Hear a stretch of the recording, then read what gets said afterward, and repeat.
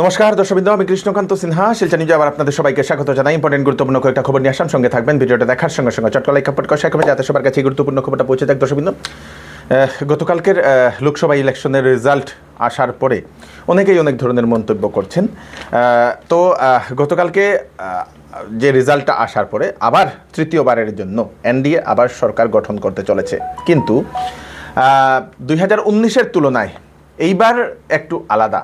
কারণ হচ্ছে 2019-এ বিজেপি অনেকটা ভোট পেয়েছিল, এইবার সেটা থেকে কম পেয়েছে, কিন্তু এনডিএ যদি গঠবন্ধন মিলে তাহলে সরকার গঠন করবে। আজকে ভারতবর্ষের মাননীয় প্রধানমন্ত্রী শ্রী নরেন্দ্র মোদী মহোদয় উনি আজকে ওনার পদত্যাগটা দিয়েছেন এবং সূত্রে খবর পাওয়া মতে 8 তারিখে শপথ নেওয়ার সম্ভাবনা আবার বলে সেটাও জানা গেছে। 8 তারিখে হয়তো আবার প্রধানমন্ত্রীর জন্য নরেন্দ্র মোদী শপথ গ্রহণ করবেন। এবং এবার বিজেপি জিতেছে 240টা সিট, কংগ্রেস জিতেছে 99টা, সমাজবাদী পার্টি 37টা।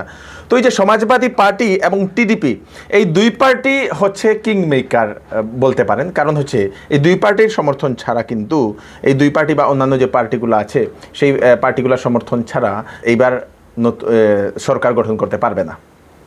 তো এটাতে একটা জিনিস হচ্ছে যে যদি সমাজবাদী পার্টি এবং টিডিপি যদি ওনারা যদি সাপোর্ট, ওনাদের সাপোর্ট তো আছেই, আগে থেকেই ওনাদের সাপোর্ট আছে, কিন্তু আরেকটা জিনিস হচ্ছে যে এই দুই পার্টি কিন্তু ভালো ভালো মন্ত্রিত্বগুলো ওনারা নেবেন বলে অনুমান করা হচ্ছে। বেশ কয়েকটা মন্ত্রী পদের জন্য ওনারা ডিমান্ডও করবেন, এরকম অনুমান করা হচ্ছে। আজকে সন্ধ্যাবেলা সেই এনডিএর সঙ্গে অন্যান্য পার্টিগুলার বিজেপির সঙ্গে অন্যান্য পার্টিগুলার একটা বৈঠক হবে, বিজেপির সঙ্গে অন্যান্য পার্টিগুলার বৈঠক হবে।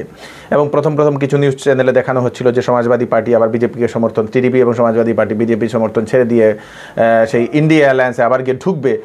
তো ঢুকার পরে হয়তো ইন্ডিয়া অ্যালায়েন্স সরকার গঠন করতে পারবে বলে এরকম বিভিন্ন নিউজ মলে দেখানো হয়েছিল দর্শকবৃন্দ, কিন্তু সেটা তো সম্ভব নয়, কারণ আগে থেকে সাপোর্ট এক জায়গাতে ছিল, সেই জায়গাতেই থাকবে।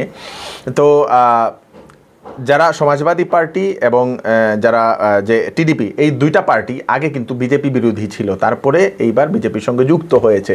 তো যুক্ত হয়ে সব মিলিয়ে একটা সরকার এইবার গঠন হবে। ভারতবর্ষের মাননীয় প্রধানমন্ত্রী হবেন আবার আমাদের নরেন্দ্র মোদী মহোদয়।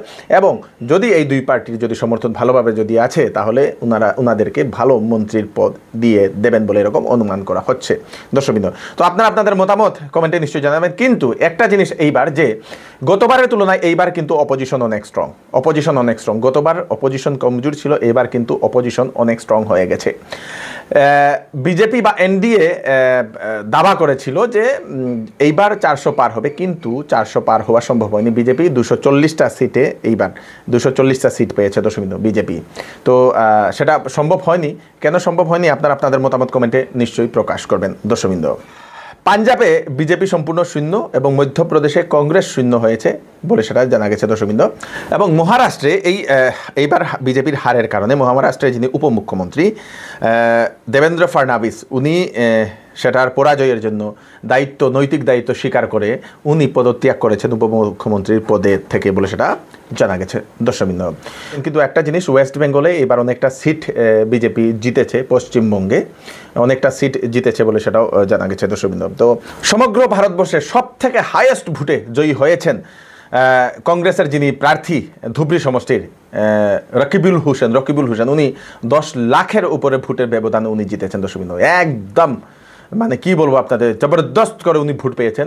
সেটা আসামের মাননীয় মুখ্যমন্ত্রী ডক্টর হিমন্ত বিশ্ব শর্মা মহোদয় উনিও স্বীকার করেছেন যে সমগ্র ভারতবর্ষের রেকর্ড ভোট পেয়েছেন কংগ্রেসের প্রার্থী রকিবুল হোসেন মহোদয়। এবং সেখানে ওনার প্রতিদ্বন্দ্বী ছিলেন আগের যিনি সাংসদ AIUDF এর বদরুদ্দিন আজমল। এবং আরেকটা জিনিস হচ্ছে এইবার AIUDF এর কোনো প্রার্থীও এইবার জিততে পারেনি। কিসের কারণে জিততে পারেনি এবার AIUDF?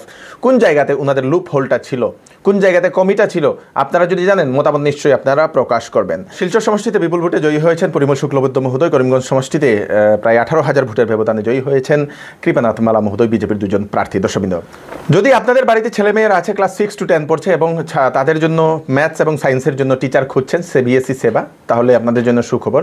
শিলচরের মালুগ্রামের ভৈরব সরণিতে ওয়েব কম্পিউটার ইনস্টিটিউটে, সেখানে ক্লাস 6 to 10 ম্যাথস এবং সায়েন্সের সিবিএসই এবং সেবার কোচিং ক্লাসেস করানো হচ্ছে। আপনারা যদি সেখানে পড়াতে চান, নাম্বার দিয়ে দেওয়া হয়েছে 9101352892, এই নাম্বারে কল করে আপনারা কন্ট্যাক্ট করে নিতে পারেন। আগামী 8 এবং 9 তারিখে কলকাতার একজন বিশিষ্ট কসমোটোলজিস্ট শিলচরের কেসি অ্যাস্থেটিক সেন্টার তুলাপট্টিতে রুগী দেখার জন্য আসছেন, ডক্টর অরিন্দম ব্যানার্জি। আপনাদের যদি কোনো ধরনের যদি স্কিনের যদি সমস্যা থাকে, স্কিনের সমস্যা, স্কিনে পিম্পলস বেশি হয়ে গেছে, স্কিন দাগ হয়ে গেছে, স্কিনে লুম ভরে গেছে, স্কিন খসখস হয়ে গেছে, সেটাকে একটু টান করাতে চান, তো এই ধরনের কোনো ধরনের যদি স্কিনের যদি সমস্যা থাকে, তাহলে সেই ডাক্তারবাবুর সঙ্গে কনসাল্ট করে নিতে পারেন। স্কিনে যদি পিম্পলসের জন্য আপনাদের অনেক প্রবলেম হচ্ছে, পিম্পলস যাচ্ছে না, সেইগুলোর ট্রিটমেন্ট সেখানে করানো হয়। তাছাড়া চুলের যদি সমস্যা থাকে, চুল পাতলা হয়ে গেছে, চুল ঘন করাতে চান, চুল উঠছে না, চুলের থিকনেসটা, মানে সব কিছু, চুলের যদি কোনো ধরনের সমস্যা থাকে, সেই ডাক্তারবাবুর সঙ্গেও কনসাল্ট করে নিতে পারেন। KC aesthetic centre, Tulapatti, Silchar. Phone number দিয়ে দেওয়া হয়েছে বুকিংয়ের জন্য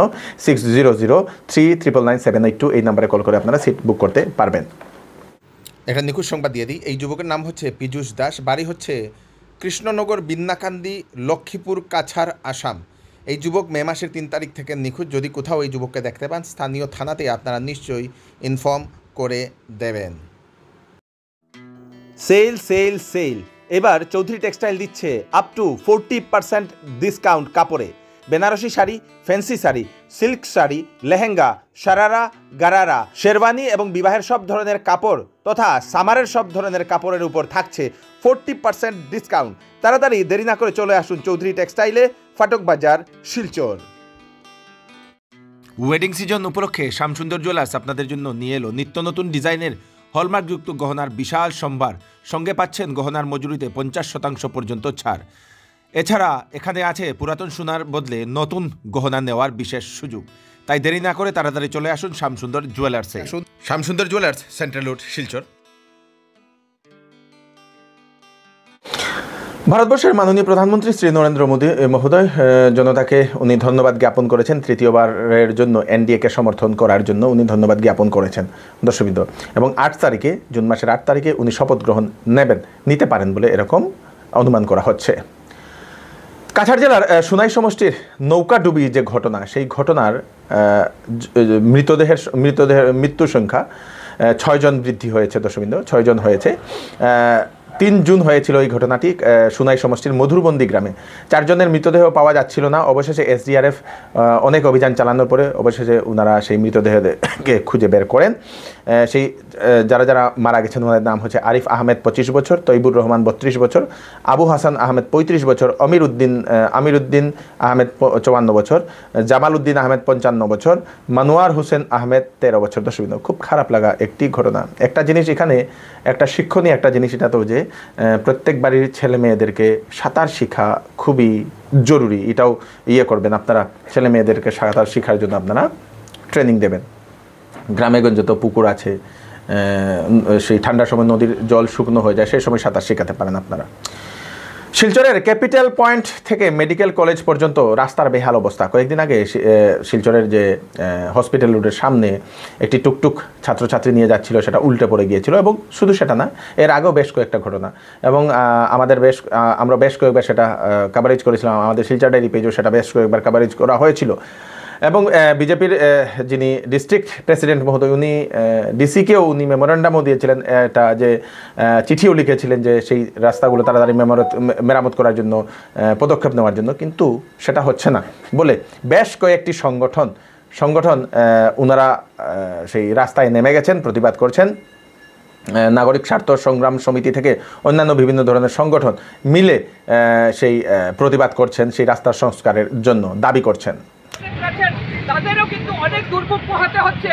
ফলে সেই জায়গা থেকে এই গুরুত্বপূর্ণ রাস্তা ক্যাপিটাল পয়েন্ট থেকে এই মেডিকেল পর্যন্ত যাওয়ার, অন্তত মেডিকেল পয়েন্ট পর্যন্ত যে গর্ত রয়েছে, জল জমা রয়েছে, সেটার সংস্কার আমরা চাইছি এবং সেই সংস্কার অবিলম্বে তাদের করতে হবে।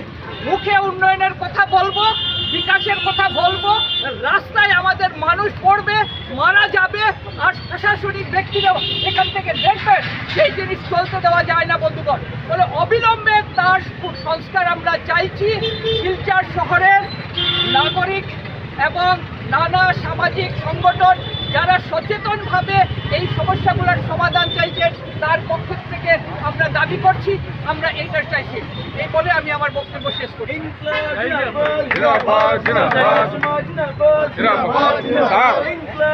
আমরা একটু সময়